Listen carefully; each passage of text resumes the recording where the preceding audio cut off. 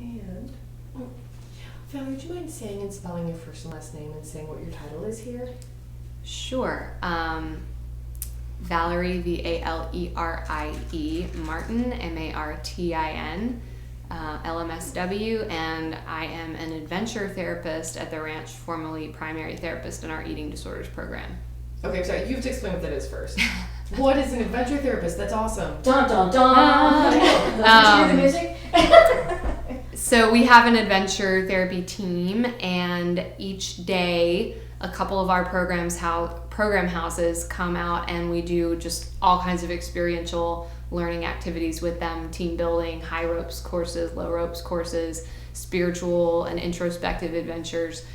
So it's just kind of where they come and do, whether outside if it's a nice day, or sometimes team building stuff inside.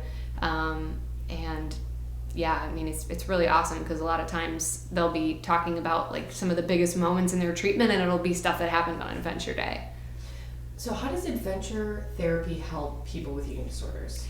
So part of what adventure therapy, recreational therapy does is it gets people out of their head and out of that left brain. So especially for someone with eating disorder and trauma, often it's kind of like you're a head that's dragging around a body, just totally disconnected.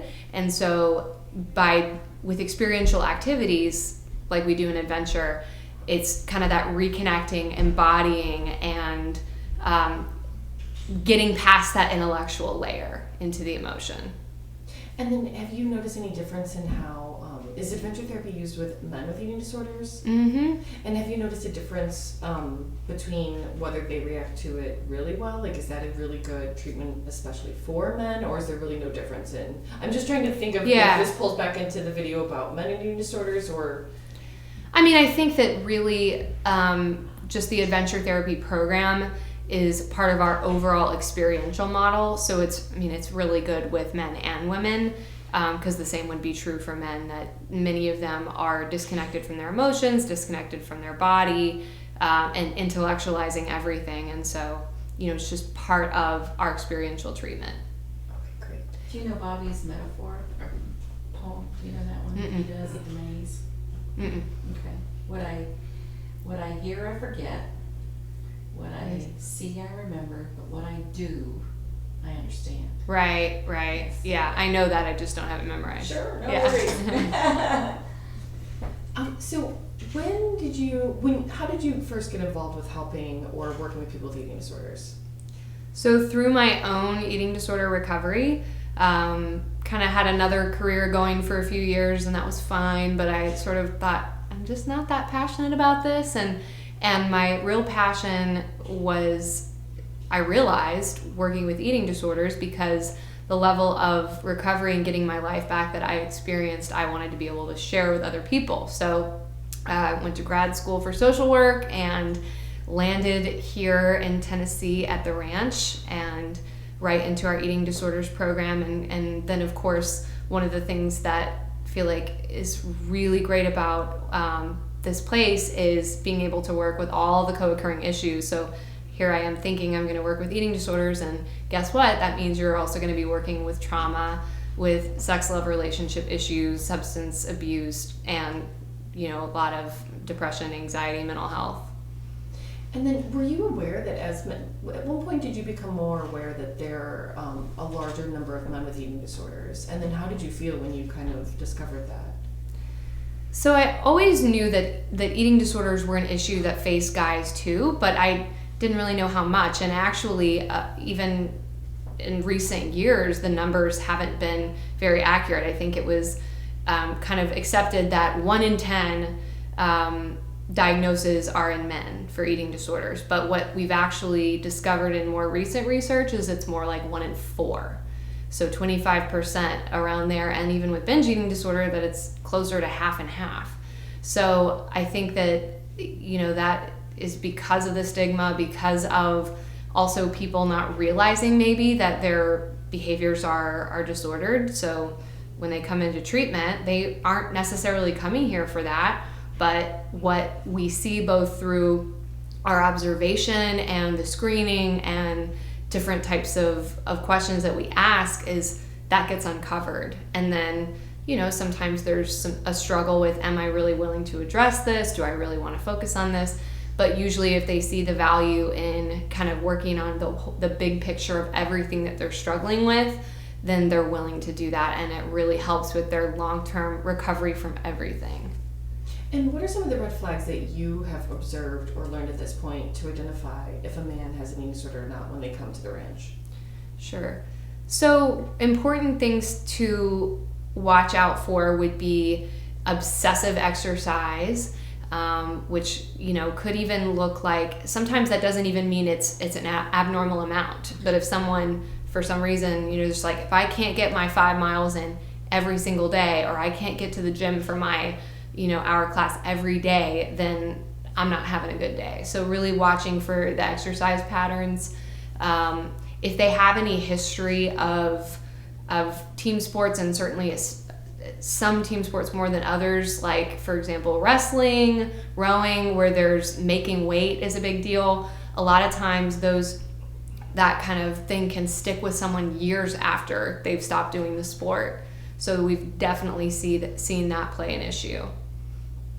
Sorry, that didn't make any sense. No, that's okay. I know you're gonna edit it. No, yeah, don't even worry about it. What has been, I'm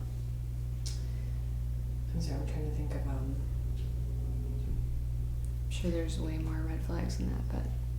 No, that's okay. Those are actually great. And it's so interesting that exercise was the number one that Jim said as well. Mm-hmm.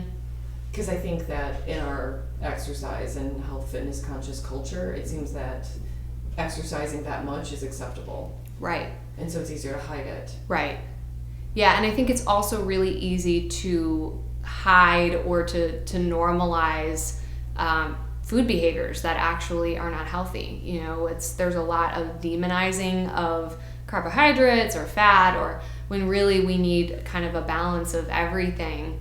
And so sometimes, guys will come in and they're eating 1 meal a day, they're not eating carbs, and they just think that that's normal. But then if they're willing to kind of work with a meal plan, work with a nutritionist, look at if there's any emotional connection there with some of the food issues, whether it's control, perfectionism, whatever that might be, black and white thinking that they can work on, then they're having a variety of foods and they go, oh, I actually feel a lot better. Oh, I'm not getting huge and I'm eating these foods that I normally wouldn't have allowed myself. Could you talk about what can someone expect when they come to the ranch for eating disorder treatment? As a male, specifically? Well, I was thinking in general, and then we could discuss as a male, because I know you don't have a male sister program. Yeah, and so I don't want to give the impression that you do. And I think Jim actually says that, but it'd be great if you could just talk about the overall eating disorder treatment. Sure. Treatments you have available, which I'm assuming would be for men and women. Like when you discover that a man who came for an addiction has an eating disorder. But you want me to talk about the eating disorder program at first, the women's program? Yeah, let's talk about. Because I guess with the women's program, will they use some of those treatments when they discover that a man in the addiction program has an Yeah, but the biggest difference is because it is a whole program around it. It's like we can have bathrooms that are locked. We can have a kitchen that's locked, outside of mealtime. They have 3 times a day structured prep, meal, and processing that time is really sacred. Sure. So that's part of our eating disorder program. Whereas like with the guys, they have the meal plan. Sometimes we can even do like a purge safety plan where they have to be monitored. Sure. But there's a lot of just the structure that's not the same. Got it. Because I was thinking more of treatments being like equine therapy. Okay, so the modalities. Yeah. I'm so sorry. I don't know what the terms are, but yes, that. Yeah. That I think that would be. So that right, like and really all the houses get pretty much most of the same modalities. Sure. Let me reset my camera real quick, and then because when you and Terry came before were telling us about the different modalities, that was really fascinating to me. So let's talk about all the different modalities that the branch offers for people with eating disorders. Okay. So what we find works best in treating eating disorders is taking a really multifaceted approach, because what works well for one person isn't necessarily going to work well for another person, but also it's a very multifaceted disease. So, yes, you need the cognitive aspect of it and working on the core beliefs and all of that, but you also need to get into the emotional aspect and into the body. And so that's one thing that we really prioritize, and that's getting into the body, getting out of your head, out of the intellectual side of it, which also is really beneficial for the trauma treatment, because they go so hand in hand. And so using modalities like equine therapy, having equine therapy group or individual work, having, sorry, I'm totally, this is, I don't No, it's okay. If you need a moment to stop and start up again, it's totally not a problem. Yeah. That's why video is awesome. Yeah, take your time. Okay, and I'm like really nervous with you being here. Oh. Well, do you want to talk it out? Do you guys want to talk it out first? Or would you like Cheryl to leave? Yeah, I could leave. Yeah. It's not a problem. More comfortable. I might be, and it's not anything about you. It's just like feeling like, oh my God, I'm going to say it wrong, or really in my head. Often it's not got my own best interest at heart. So and usually I don't have other people in the room when I'm interviewing someone, so that's actually normal. So we'll see you afterwards, Cheryl. Questions. Yes. I do like intent. Oh, please watch out for this cable too. Watch out for the cable. So terrible. Although I'm known for special effects. Thanks, Valerie. Sure. Okay, try that again. I'm going to reset the camera. Okay. It's so funny how it's like, even though I'm talking to you, I could totally answer this question to you, but knowing that it's there. But she's in your line of sight, and usually I have people sit behind me if they're in the room, so this is not a good setup, but so no. So what modalities are here at the ranch that make you really excited, that you think are really fantastic, that help people with eating disorders? Mm-hmm. So one of the most important things when you're treating eating disorders is really having a multifaceted approach. And that's because it's a multifaceted illness. And so we use a lot of different types of experiential therapy. So with adventure therapy, where we're doing challenge courses, high ropes, low ropes, more introspective or spiritual adventures, team building activities, which can really have them, working with each other and getting out of their shell in ways that they wouldn't in, just a normal processing kind of therapy group. So we find that to be really effective. The equine therapy is another type of experiential therapy that works really, really well. We use the Agala method and really helping people with eating disorders and whatever co-occurring substance issues and especially with the trauma, that the equine therapy gets them out of their head and into their body. And for many of them, that's very uncomfortable, but it's a necessary step in the treatment. Of course, the nutrition counseling and having awesome nutritionists who understand kind of the holistic perspective that, yes, the behavioral level is important, but they get that it goes so much deeper than that and have a lot of sensitivity to what it's like for the person with the eating disorder. So, even though sometimes clients may not always be so happy with them and the things that they're challenging them to do, they're not the food police, and that's not what we want. So the nutrition therapy, art therapy that we do, we have, I'm like blanking here. I'm sorry. Oh no, it's okay. Take your time. It's 4:00, so it's been a long day. I totally understand.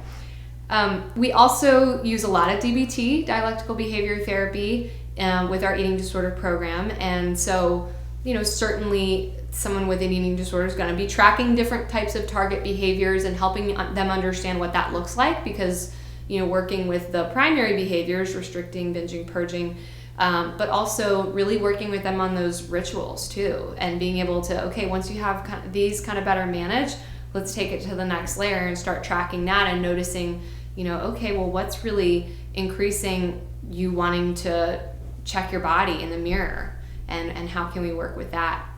Obviously the trauma treatment, since in many cases it goes hand in hand. So using EMDR, using brain spotting, and just bringing that into the whole picture of treatment. So it's not like, your trauma work happens for an hour in this room every week and that's it. It's really integrated into the whole program, and down to the residential staff need to be, trained in the skills to be able to help people ground if they're triggered, if they're having a flashback, and that's really important to have that support of everyone, not just, you know, the therapist and the nutritionist.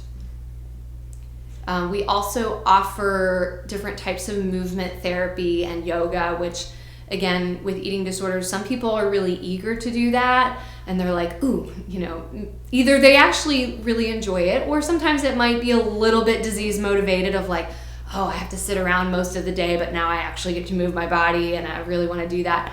So, and so it's just working with them, and some of them are avoidant of any of those types of movement activities and getting connected with our body or how my body feels when I do yoga. And, you know, trying to also integrate trauma sensitive language and practice into the yoga as well. So that's been really interesting and fun. What are your favorite parts of what are your favorite modalities, or which are the ones that you see have the most impact on people?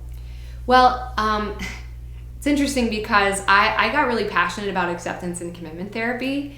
And so I was leading a group for, and this is totally not answering it in the way that you need on the video, but I'm just tell you first. So I was doing a group in our eating disorders program for quite a while when I was still in that program. So they don't have that group anymore now that I'm not there. But I think a lot of the principles, some of them dovetail with DBT, and hopefully, you know, some of the work that we've done in that will continue in the eating disorder program, and I will bring that into like the men's process group, just some of those principles. But so I don't know how to answer that because they're not really getting it right now, but I think it's very effective. That's amazing. So what's the men's process group? Is that for eating disorders? Yeah, so when we notice that there are guys who are struggling, whether it's through what they start saying or through observation, and then they're working with a nutritionist, they're working with someone like Jim, and if Jim is noticing that, okay, yeah, the meal plan's either going well or they're really struggling with it, and there's a good chance that there's some emotional stuff there that they need to process as well, that might be beyond his scope of practice. And if the primary therapist in their program, probably not an eating disorder specialist, so then, you know, I would come in and have a group with the guys who are assigned to that to process stuff related to body image, disordered eating, and we kind of have to be a little cautious with how we frame that, because if we just say, okay, this is the eating disorder group for men, a lot of them don't self-identify as that at that point. Some of them do, or some of them will even say, you know, when I came in here, I thought, eating disorder, what? I don't have an eating disorder. And then through the education and also through stepping out of denial about a lot of things possibly going on in their disease, that they go, yeah, I definitely have an eating disorder, and I'm really glad to have this group to be able to talk with guys about stuff I have never talked with about, you know, to anyone, and certainly not to my peers, a professional, if anything. So that's really cool that, you know, we can provide a little bit more education through that group and also give them an opportunity to process these experiences together, and that's huge for something that men don't normally talk about, especially not with each other. And so you've seen a lot of men actually get reached or start to get better based on this process group? Yeah, it's definitely been really helpful for a lot of the guys who we have identified have eating disorder or disordered eating issues, that they've found it really beneficial to have that more education and the ability to kind of process it, work on some of the body image issues connected to that as part of their overall recovery, because a lot of times they gain awareness that, okay, I did not even really see this here, or I did, but I was in denial that there was anything wrong with it. But now I see that if I don't work on this, that's one step closer to relapsing in my other addiction, whatever that might be. So that they tend to get a lot out of it if they get to that point of self-awareness. And Valerie, do you know why it seems to be so common that people get co-occurring addictions? Or yeah. Is that common? Yeah, I mean, it's extremely common. And So could you actually work my question back in your answer? Sure. And say it's extremely common to have co-occurring addictions? Yeah.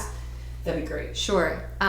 So it's very, very common to see eating disorders along with co-occurring addictions. And in fact, almost to the point that I would say eating disorder never travels alone, whether it's a little bit of anxiety, depression, on top of trauma, on top of the possible substance abuse, possible sex, love, intimacy issues, but especially between the substances and the eating, they're so intertwined, because a lot of times it's, how we do food is how we do something else, right, in life. And so there's that playing into it.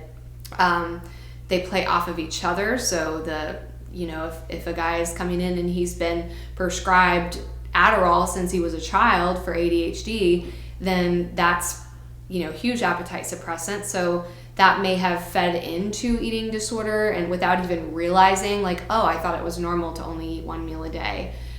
Or it could be binge drinking, and then I go out to Taco Bell and, order $30 worth of food, eat it, and then I throw up, and not really seeing that as a binge purge behavior until, you kind of process it with someone.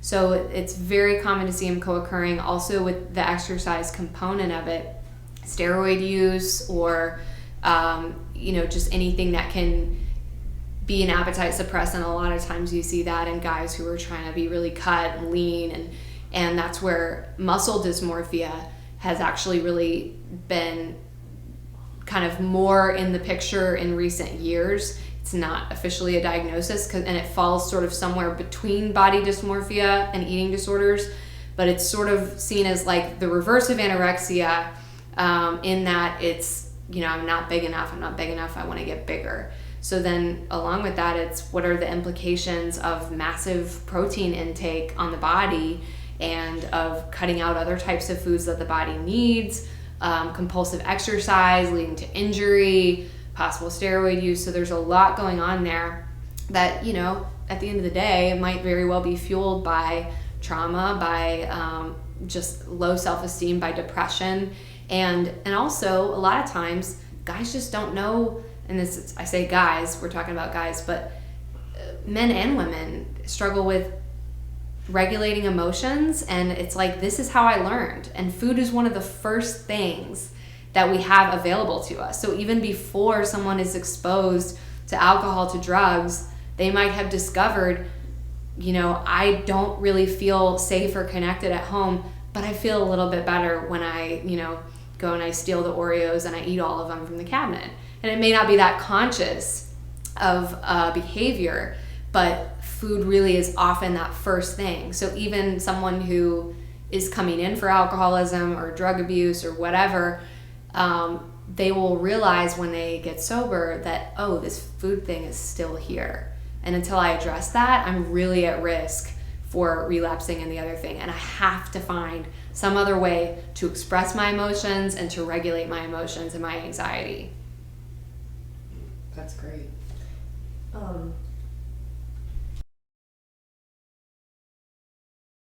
Muscle dysmorphia, Mm-hmm. is that's new? How common is that? So muscle dysmorphia is not an official diagnosis, but you will hear it a lot in the eating disorder community when talking about males. So for instance, named National Association for Males with Eating Disorders, they talk a lot about this. There's a couple of books on the subject, but it really is, I think, increasingly more common. It's kind of like we look at what's happened in the media over the past 30 years or so with women. It's, okay, the beauty ideal is increasingly narrowing to, very thin, curvy on top, etc. That's what attractive is. And guys who I think maybe, 30, 40, even 20 years ago had a little bit more leeway, they're getting a lot more of that now too, with the men's media and magazines kind of, saying, well, if this guy can look like this, so should I. So there's that pressure to look a certain way. And then also, so it might even start as kind of a vanity thing, but really that's where it gets into, it might become how someone regulates their emotions. And they might not even realize that. But it can go from, working out and wanting to be healthy to something extreme, similar to what we're seeing with orthorexia now, also not in the DSM, but something that is very, very real and something that is culturally acceptable, but taken to the extreme can be really pathological and really harmful. In fact, why do you like working with this population of people? Males specifically, or eating disorders? It could be any. It could be just eating disorders. Yeah.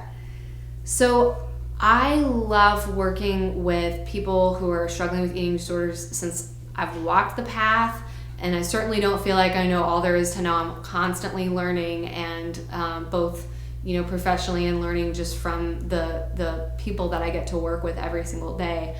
But I think that it's so important to explore our relationship with food, because culturally we have an eating disorder. Culturally we have a body image problem. So no one is escaping this. And if there's anything, life throws you a curveball, or you don't have the best, safest, most secure family situation growing up, it's going to be one of the first things that you're going to reach for, regardless what behavior it might be. And to experience what it's like to be free from not just the behaviors, but the internal obsession, it's like getting your life back. And so I have seen people get their lives back from this and be able to reconnect to what actually matters to them. So when I'm not consumed with this in my head, what actually matters to me. So I love seeing that. Is there anything else you want to add?